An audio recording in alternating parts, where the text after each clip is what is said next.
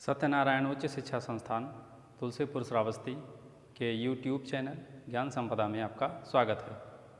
मैं जीवनलाल, प्रवक्ता सामाजिक अध्ययन। पिछले अध्याय में हमने सीखा था पृथ्वी के कितने परिमंडल होते हैं, जिसमें हमने जानकारी प्राप्त की थी पृथ्वी के 4 परिमंडल होते हैं और उन्हीं के सम्मिलित रूप अर्थात पृथ्वी के बारे में या उसकी आंतरिक संरचना के बारे में आज हम जानेंगे। हमारी पृथ्वी जो जन्म के समय एक गैसीय स्टेट में थी, धीरे धीरे पृथ्वी ठंडी होने लगी। उसकी बाहरी परत सबसे पहले ठंडी हुई, जो चट्टानों, मृदा आदि के रूप में ठोस हुई। उसी समय यह पृथ्वी 3 परतों में विभक्त हुई। आज उन्हीं तीनों परतों के बारे में हम जानेंगे।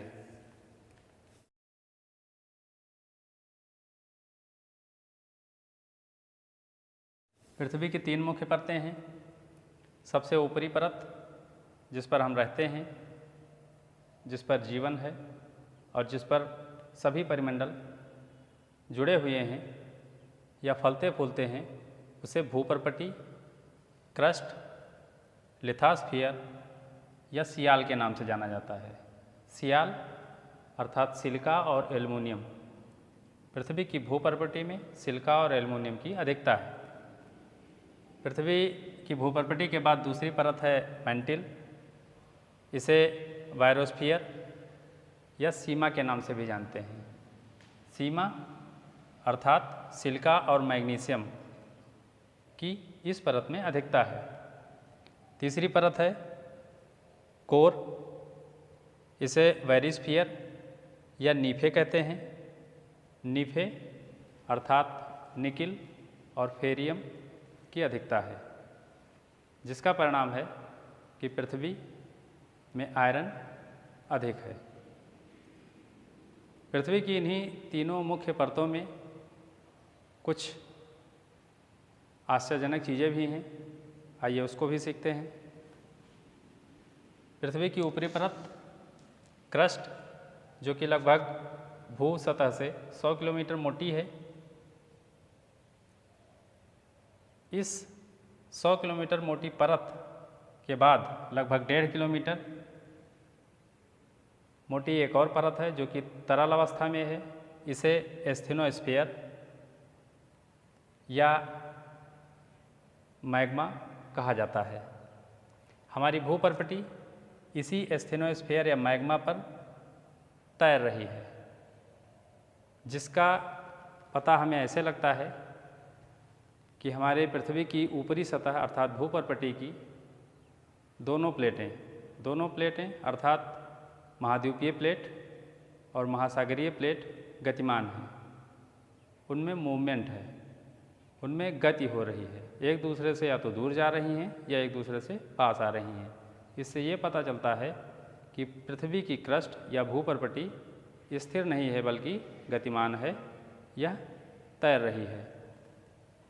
इस एस्थेनोस्फीयर या मैग्मा की सर्वप्रथम जानकारी मोहरोवोसिक नामक वैज्ञानिक ने बताया।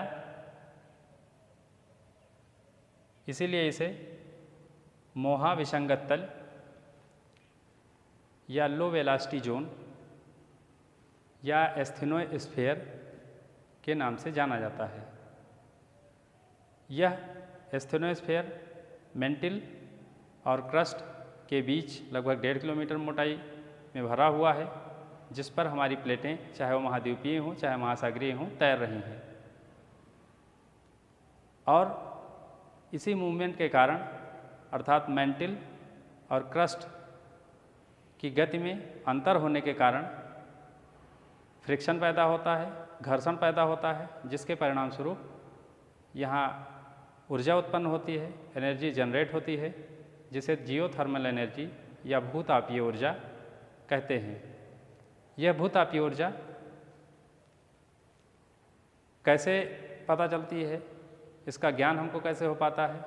इसके लिए आप पूरी पृथ्वी पर देखें तो यह गर्म जल के स्रोतों के रूप में या ज्वालामुखी उद्गार के रूप में पृथ्वी की सतह पर या बाहर आते हैं। इसका एक अच्छा उदाहरण हमारे भारत में हिमाचल प्रदेश के कुल्लू जिले में मणिकर्ण नामक स्थान पर गर्म जल का स्रोत है। यदि कभी आपका वहाँ जाना हो तो उसे ज़रूर देखें, वो प्रकृति का अद्भुत नज़ारा है। दूसरी परत हमारी है मैंटिल, जिसकी मोटाई 100 किलोमीटर से 2900 किलोमीटर है। इस मैंटिल में सिलिका और मैग्नीशियम की अधिकता है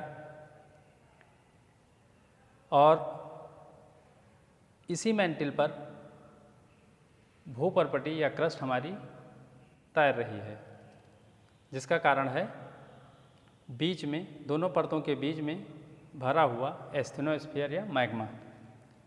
तीसरी परत हमारी है कोर। कोर और मैंटिल के बीच एक और विसंगत तल है, जिसे गटनबर्ग विसंगत तल कहा जाता है। इस विसंगत का सर्वप्रथम पता गटनबर्ग ने लगाया, इसलिए इसे गटनबर्ग विसंगत तल कहते हैं, जिसके परिणाम स्वरूप पृथ्वी का मैंटिल और कोर दोनों एक साथ एक समान रूप से गत नहीं कर पा रहे हैं। दोनों परतों में अंतर है, इसीलिए वहाँ भी फ्रिक्शन होता है, घर्षण होता है और ऊर्जा उत्पन्न होती है।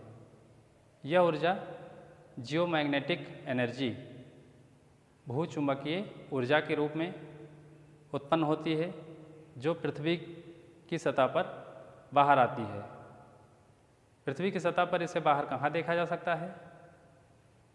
पृथ्वी की सतह पर इसे ध्रुवीय क्षेत्रों में देखा जा सकता है।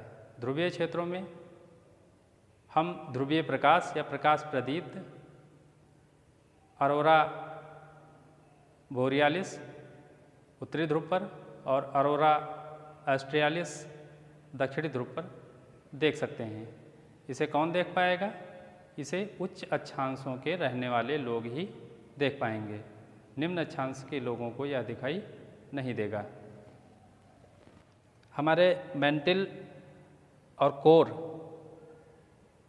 के बीच जो गटनबर्ग विसंगत तल है, वहाँ का तापमान लगभग 3700 डिग्री सेल्सियस है, जबकि कोर का तापमान 4500 डिग्री सेल्सियस है और मोहो विसंगत तल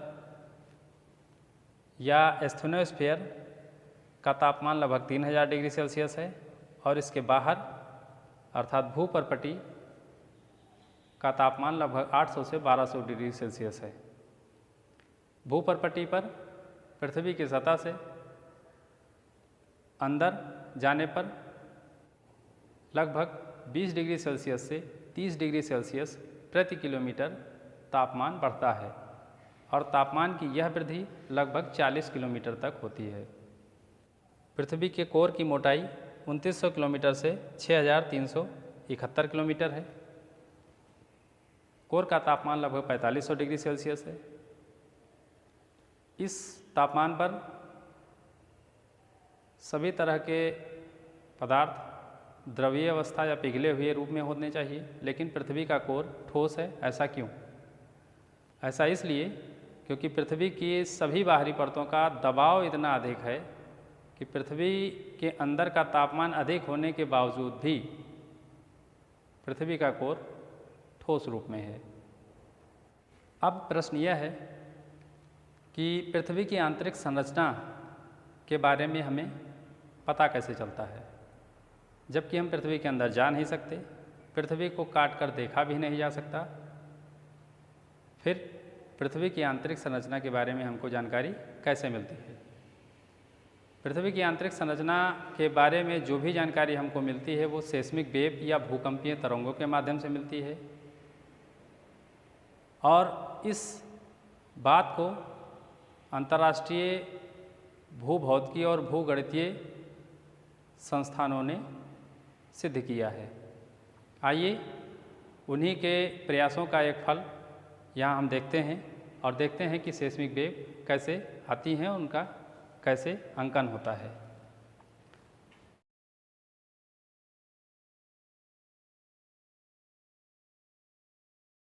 यह पृथ्वी की आंतरिक संरचना का एक रूप है जिसके बीच में कोर है, उसके बाहर मेंटिल है और सबसे बाहरी परत जो उबड़ खाबड़ आपको दिखाई गई है वो क्रस्ट है या भूपर्पटी है। तीनों परतों का तापमान अलग अलग है।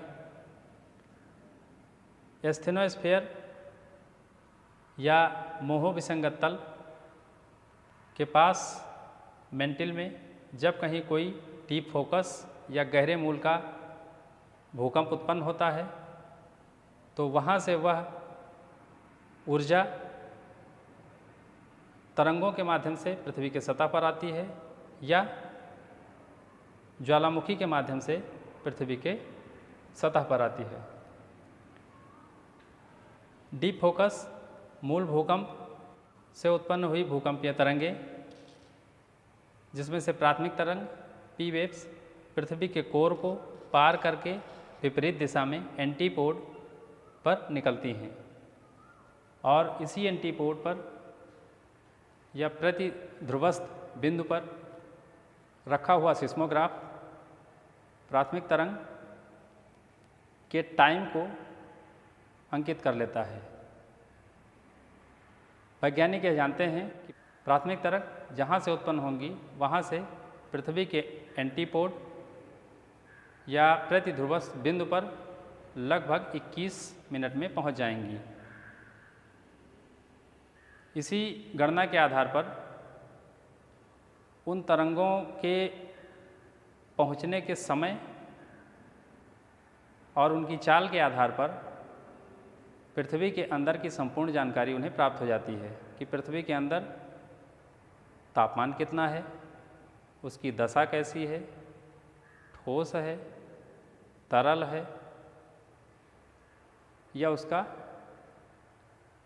आकार कैसा है। इन सारी चीज़ों की जानकारी प्राथमिक तरंगों के माध्यम से हमें हो पाती है। प्राथमिक तरंगों या मूल भूकंप से उत्पन्न ऊर्जा भूकंपीय तरंगों के माध्यम से पृथ्वी की सतह पर आती है। सतह पर पहुंचने के बाद यह यल वेव के रूप में या लव वेव के रूप में पृथ्वी की सतह पर गमन करती है और सबसे ज़्यादा नुकसान करती है। पृथ्वी की सतह पर सबसे ज़्यादा नुकसान यल वेव ही करती हैं जो पृथ्वी की सतह पर चलती हैं और पृथ्वी के चारों ओर घूमती हैं।